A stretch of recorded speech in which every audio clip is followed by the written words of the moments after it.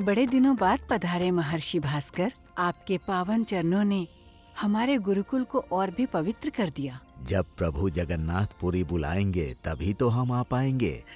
प्रभु के दर्शन हो गए, अब हमारी साधना का समय हो रहा है। कोई शांत जगह बताइए। गुरुकुल में बच्चों का शोर बहुत होगा। हाँ, पर पीछे आम का बगीचा है, वो जगह उचित रहेगी। अवश्य।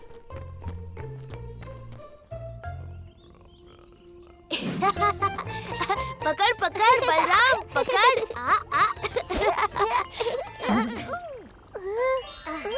पकड़ बलराम, पकड़।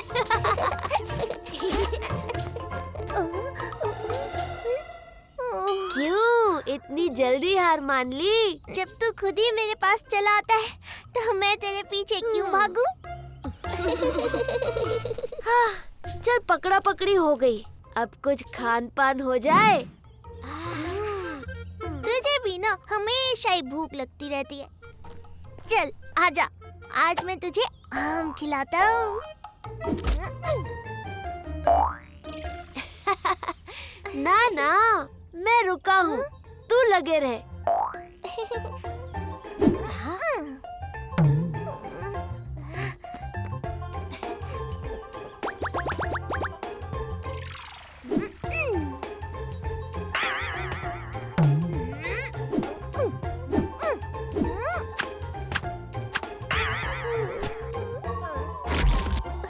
जगन, अब तू ही देख ले।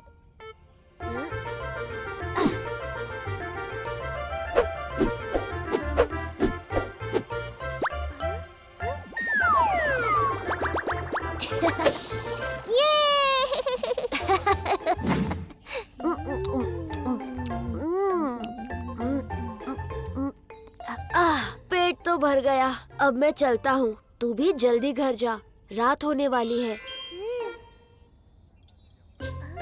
कुछ आम घर के लिए भी ले जाने चाहिए, मगर एक भी नहीं बचा। आम तोड़ू कैसे? मेरा निशाना तो लगता ही नहीं।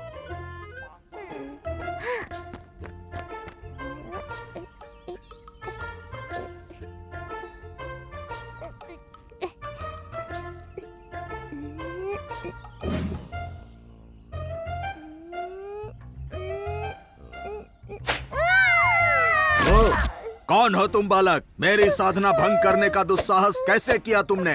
क्षमा ऋषिवर, क्षमा। मैं तो आम तोड़ने गया था। बलराम, ये तुमने क्या किया? मैं आपके सम्मान के कारण यहाँ रुका था गुरु माँ, लेकिन जब तक मैं यहाँ हूँ ऐसे शिष्य इस गुरुकुल में प्रवेश ना करें।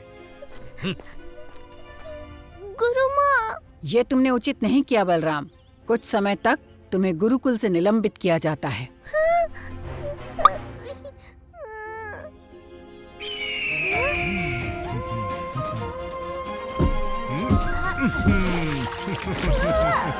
अरे बलराम,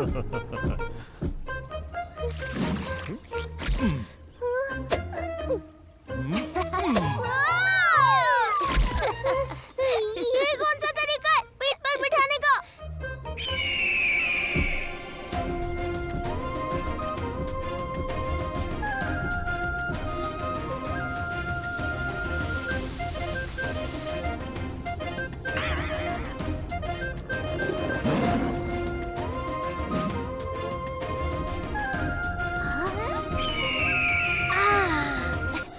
अरे बलराम, इतना निराश क्यों दिख रहा है?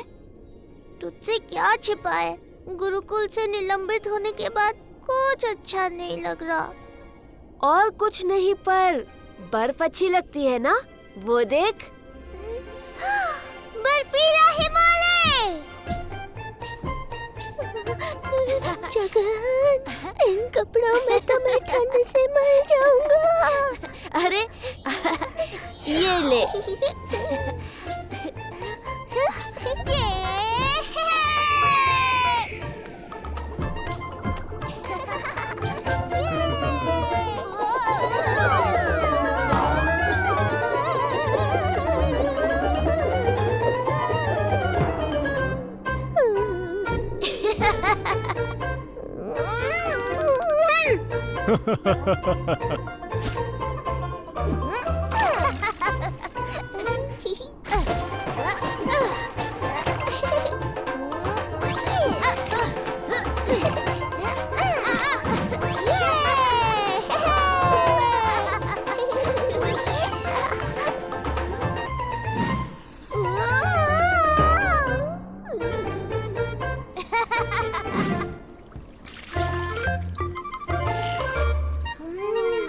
ये पानी तो इतना विशुद्ध और मीठा है। हाँ, क्योंकि ये पानी उस हिमनाद से अभी अभी पिघल कर आ रहा है।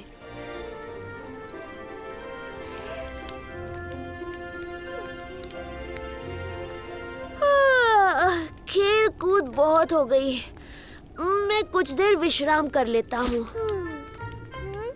इतने विशाल पहाड़ है, मेरी तो आंख ही बंद नहीं हो रही।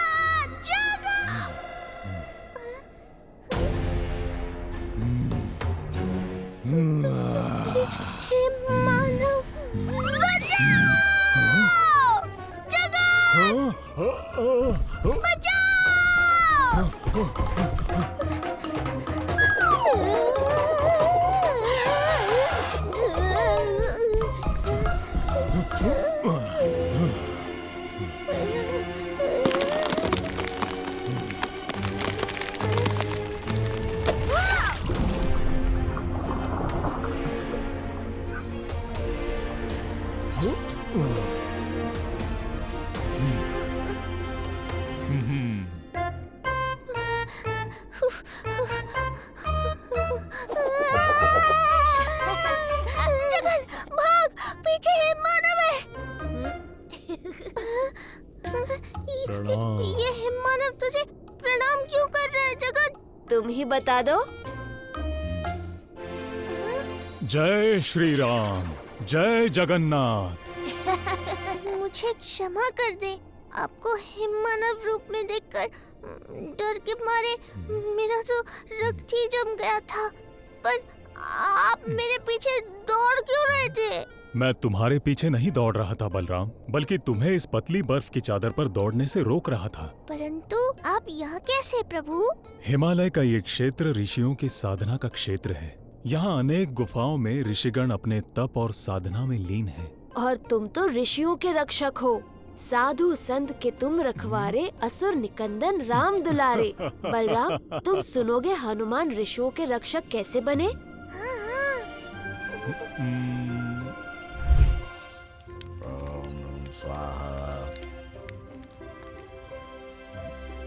बचपन में मैं बड़ा नटखट हुआ करता था। मुझ में बल और सामर्थ्य तो इतना था जिसकी सीमा मैं खुद नहीं जानता था।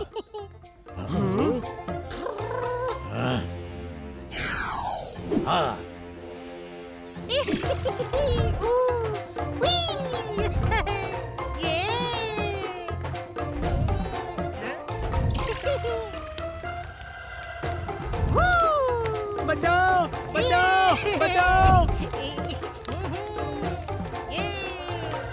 मेरे लिए तो हर एक चुनौती एक खेल था, पर एक दिन खेल खेल में मुझसे बड़ी गड़बड़ हो गई।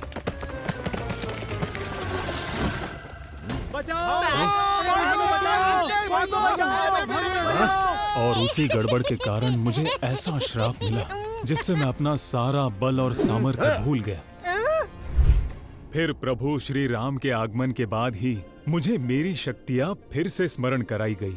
और पश्चाताप करने के लिए युगों युगों तक हनुमान साधु और संतों के रक्षक बन गए। अब मैं समझा जगन, तू मुझे यहाँ क्यों लाया था। चल जगन, वापस पुरी चलते हैं। गरुड़।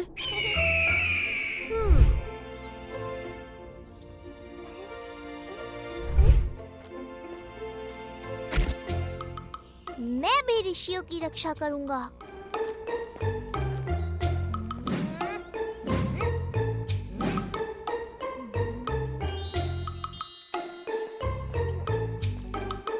ऋषिवर की साधना अब तक चल रही है तो मेरा रक्षा कर्तव्य भी चलता रहेगा।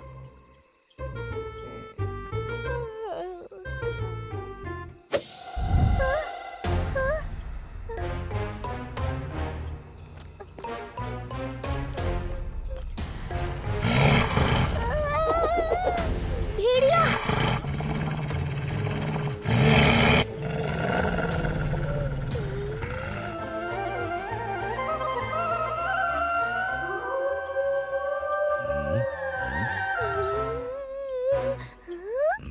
बलराम तुमने उस भेड़िए को मुझ पर आक्रमण करने से रोका। धन्यवाद बलराम। क्षमा ऋषिवर, आपकी साधना फिर भंग हो गई। नहीं नहीं बलराम, मेरी साधना बिना किसी विघ्न के पूरी तरह समाप्त हो गई। चलो अब तुम भी घर जाओ। कल सुबह गुरुकुल भी तो आना है पढ़ाई के लिए। क्या? तो क्या मैं गुरुकुल दोबारा आ सकता हूँ? मुझ पर कोई रोक नहीं। नहीं, ऋषिगणों की रक्षा करने वाले तुम जैसे छात्रों की तो गुरुकुल को और इस संसार को अधिक आवश्यकता है।